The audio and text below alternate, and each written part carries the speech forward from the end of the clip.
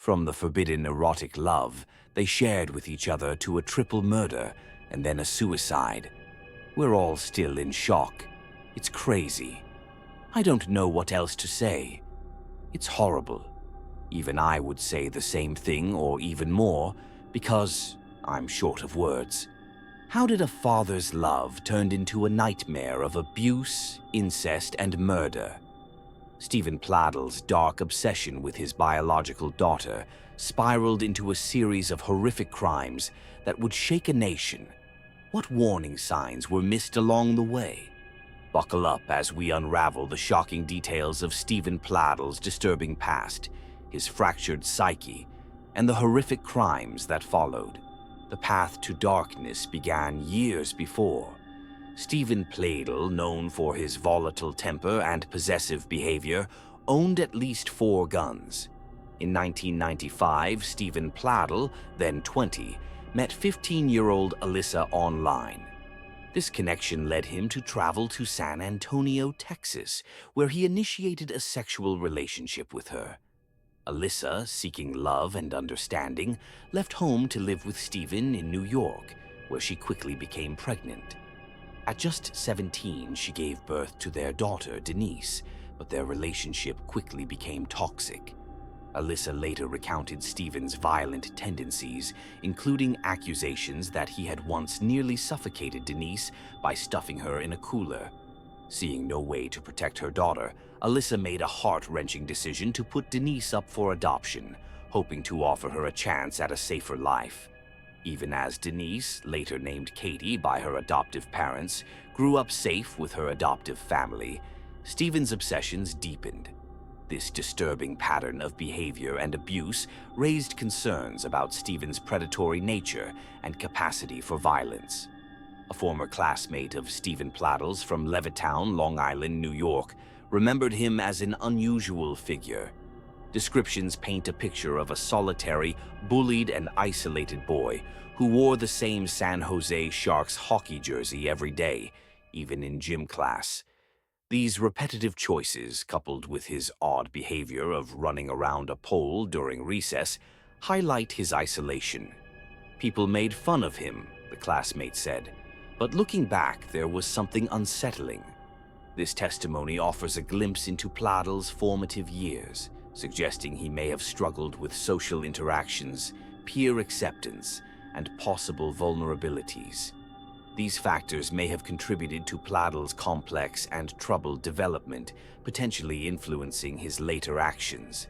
Katie Pladl had a blissful upbringing with her adoptive parents, Tony and Kelly Fusco. Katie Pladl, formerly Katie Fusco, had roots in Dutchess County, New York. Her artist portfolio website and Facebook page provide insight into her life. Fondly called Pac-Man for her big appetite, Katie embodied innocence and creativity. She was very passionate about art and had a spirit brimming with kindness. Katie embraced a vegetarian lifestyle and cared deeply for animals. As an aspiring artist, Katie excelled in drawing comic strips at Dover High School. Her passion for art was evident in a blog post where she wrote, "A pen and something to draw on became a safe place for me. Ink became my weapon against rules and regulations. For me, a life without art is no life at all." Katie planned to attend Dutchess Community College and pursue a career in digital advertising. As Katie grew older, her curiosity about her biological parents intensified. After turning 18 in January 2016, Katie discovered her birth parents online and messaged them. The Pladls welcomed the opportunity to reunite with her. In August 2016, Katie made the life-altering decision to move in with the Pladls in Henrico County, Virginia, instead of attending college. Although Tony and Kelly Fusco had reservations, they acknowledged Katie's independence and supported her decision.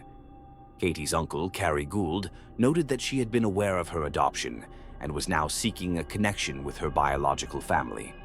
This reunion would profoundly impact Katie's life, leading to unforeseen consequences. Unbeknownst to Katie, she was entering a troubled household. Her biological parents, Steven Pladl and Alyssa, were in the midst of a messy separation, having previously married and had 2 more children. The Pladl family reunion masked a darker reality. Steven and Alyssa Pladl's marriage was disintegrating, with the couple already separated and sleeping in separate rooms. Alyssa revealed years of emotional and verbal abuse suffered at Steven's hands, describing a toxic home environment where she was always on eggshells amidst constant yelling and destruction.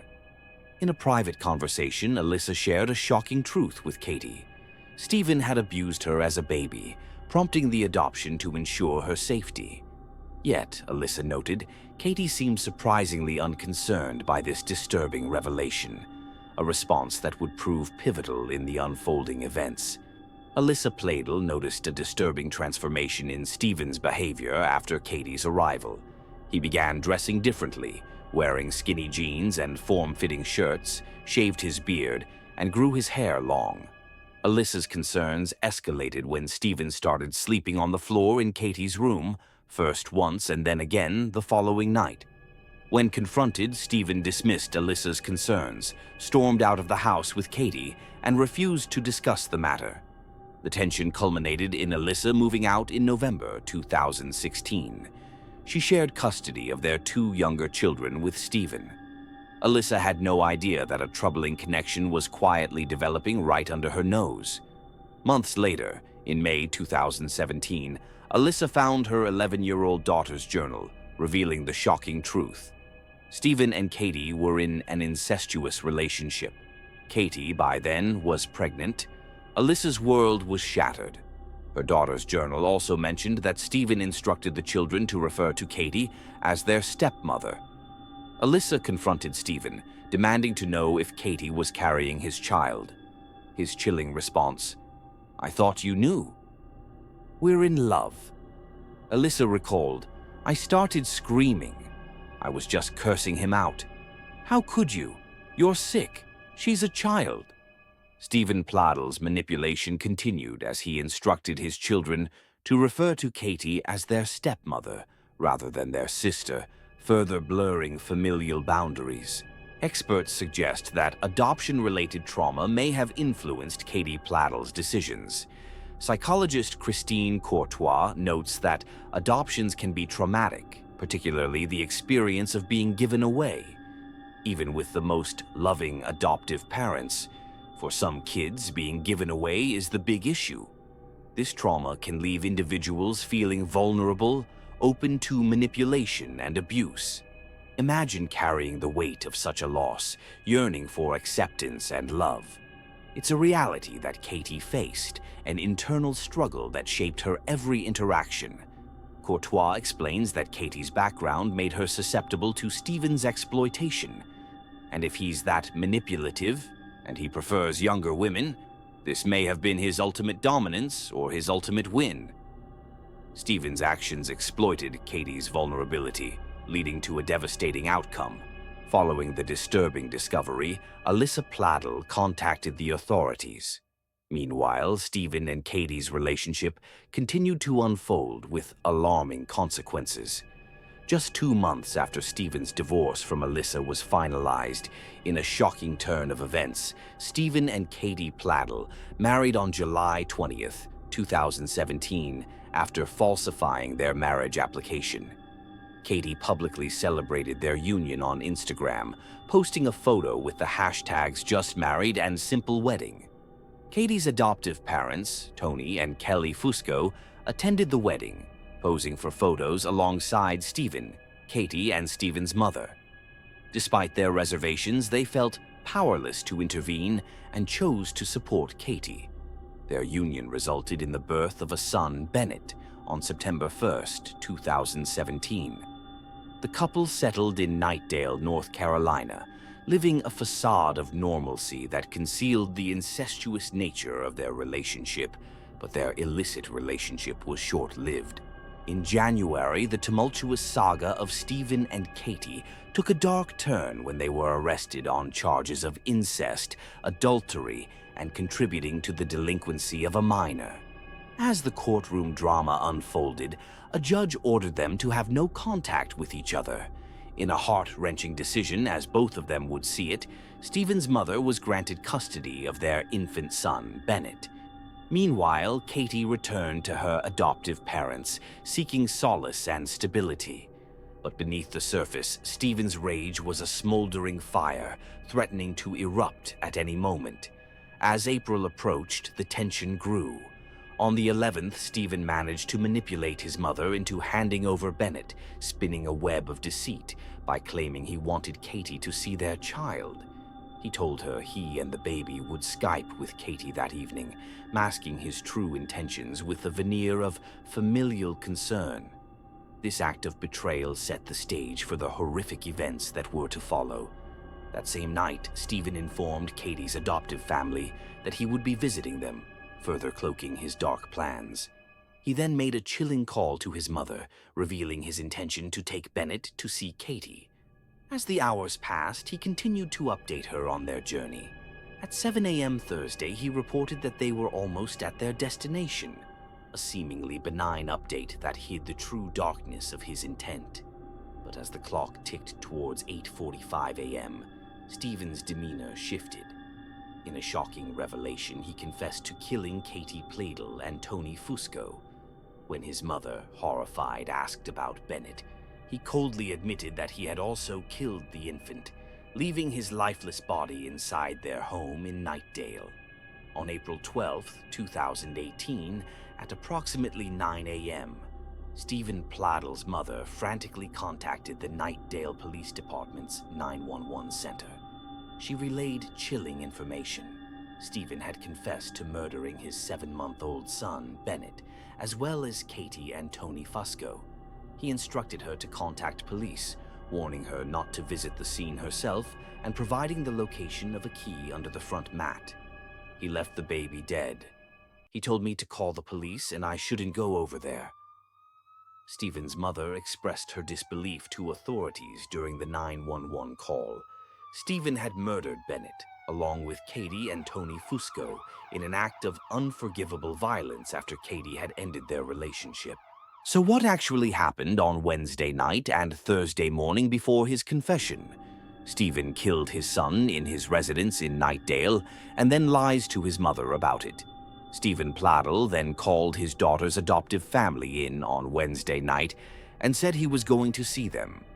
Katie would travel to her adoptive grandmother's home in Waterbury, Connecticut, every Tuesday and Thursday, as this was a regular routine for her.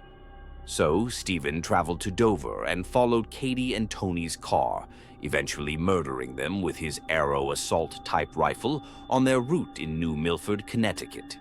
Witnesses described a Honda minivan pulling alongside a pickup truck at an intersection, followed by a hail of gunfire from the minivan driver into the truck. Katie Pladl and Anthony Fusco, out running errands, tragically lost their lives. Police swiftly identified Steven Pladl, 43, as the prime suspect in this horrific crime, which was part of a larger, multi-state murder-suicide incident. And while the police is still trying to understand why, Steven Pladl's life came to a tragic end on Dogtail Corners Road in Dover, New York, on Thursday morning. New York State Police confirmed his death as a suicide by gunshot wound, bringing an end to a horrific series of events. Authorities later confirmed Bennett died of suffocation, according to the chief medical examiner's report. Virginia attorney Rick Friedman, representing Steven Pladl in the felony incest case, expressed shock and distress over the tragic events. Friedman had met with Steven just a month prior and saw no indication of potential violence. "This really bothers me a lot because nobody ever could have predicted this," Friedman said. He emphasized that if anyone had suspected harm, bond would not have been granted. There was just absolutely no prior notice anything would happen to these people. As part of the bond requirements, Steven and Katie were ordered to have no contact. Friedman noted that Katie had been living in New York with her adoptive parents, Tony and Kelly Fusco, at the time. He emphasized that there were never any allegations that Steven pressured Katie into their relationship. He stated, "This case involves an 18-year-old girl who appeared at the doorstep of a 40-year-old man who was going through difficult times with his wife. They formed a bond due to their biological connection, but they had never met before they began a sexual relationship. Steven fell deeply in love with her, and this love was so strong that it overshadowed their biological relationship." Knightdale Police Chief Lawrence Capps reflected on the devastating impact of Pladl's actions. "We may never understand the mindset or motives of Steven Pladl, but we do know his actions have shattered the lives of countless people." Capps extended his condolences to the bereaved families, expressing hope that they would find solace amidst unimaginable grief. "We pray the families affected are able to find some measure of comfort and peace as they work to cope with this senseless tragedy." Capps, who has interacted with many dangerous felons and criminals, finds this case unique. He describes Steven Pladl's actions as indicative of an extraordinarily disturbed person who may be battling internal demons. Alyssa Pladl is finding it difficult to make sense of everything that has happened. She expressed her grief, sadness, and anger, while also wanting something positive to come out of the situation. Alyssa hopes that this tragedy will bring attention to the issue of incest and open people's eyes to it. According to Courtois, incestuous fathers who view their children as possessions can become excessively controlling. In this case, Fusco's presence may have disrupted Pladl's sense of control and dominance over Katie and the new baby. Capps believes that once authorities got involved, Pladl felt that murder was his only option to escape the situation. He believed that death was the only way out for everyone involved, which is unfortunate as there could have been alternative outcomes. The dark spiral of events that led to this tragic ending serves as a disturbing reminder of unchecked warning signs and missed chances of intervention. The story of Steven Pladl and his twisted obsession with his daughter Katie is not just about one man's crimes, but a cautionary story about the red flags that, if unheeded, can lead to devastation. And there you have it, a story of twisted love, unthinkable betrayal, and a dark descent into madness that shattered countless lives. It's a haunting reminder of the complexities of human nature and the dangers that lie beneath the surface, hidden in plain sight. If this story gripped you, if it left you questioning how such darkness can grow in the shadow of love, then you won't want to miss what we have coming next. Make sure to hit that like button, subscribe to the channel, and turn on the notification bell so you're the first to know when we uncover the next chilling chapter in the world of true crime.